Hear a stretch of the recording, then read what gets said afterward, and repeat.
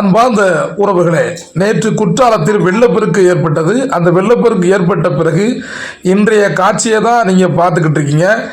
வெள்ளப்பெருக்கு ஏற்பட்ட பிறகு இந்த பகுதியில் இப்போ நார்மலாக வந்தாலும் அந்த சுவடுகளை இன்னும் அந்த ஏரியா இன்னும் மறக்கலை. அந்த வெள்ளப்பெருக்கு பிறகு அந்த மணல் திட்டு மணலாக அடித்து செல்லப்பட்ட காட்சியை தான் தற்போது பார்த்துக்கிட்டு இருக்கீங்க.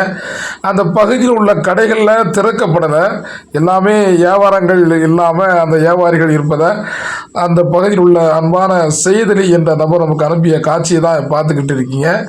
அந்த பகுதியில் ஃபுல்லாக வியாபாரங்கள் இல்லாமல் எல்லா கடைகளும் அடைக்கப்பட்டுள்ளது. இதே போன்ற அந்த பகுதிக்கு அந்த பக்கம் ஒரு ஏனை வெள்ளத்தில் இழுத்து வந்த காட்சியும் பார்த்துக்கிட்டு இருக்கீங்க. இதுதான் அந்த குற்றாலத்துடைய நிலைமை. எந்த அனுமதியும் காவல்துறை உள்ளே செல்வதற்கு கொடுக்கவில்லை. அதனால் குற்றாலம் காட்டுப்பகுதியாக யாரும் இல்லாத பகுதியாக காட்சி அளிக்கிறது. இன்னும் வர காலங்களில் ஒரு நார்மலாக என்று எதிர்பார்க்கப்பட்டாலும் மழை பெய்து கொண்டே இருப்பதால் காவல்துறை இன்னும் அனுமதிக்கப்படவில்லை. இங்கே இப்படி இருக்குமானால் பழைய குற்றாலத்தில் அதே நிலைதான். பழைய குற்றாலத்தில் உள்ளே செல்வதற்கு எந்தவித அனுமதி இல்லை. இந்த காட்சி இப்போ பார்த்துக்கிட்டு இருக்கீங்க. இது குற்றாலத்தில் பேரருவி. இந்த காட்சியை நம்ம பிரத்யேகமாக எடுக்கப்பட்ட காட்சி.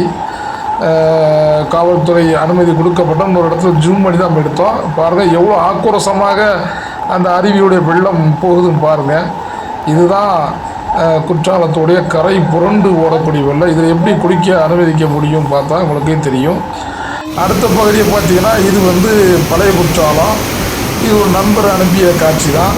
இது பாருங்கள், உள்ளே செல்லவே முடியாது. பழைய குற்றாலத்தில் ஏற்கனவே அங்கே 2-3 விபத்துகள் ஏற்பட்டிருக்கு. ஆகையினால் குற்றாலத்துக்கு யாராவது வர வேண்டுமா இந்த காலங்களில் வர வேண்டாம் என்று நான் தென்கை சார்பாக தெரிவிக்கிறேன்.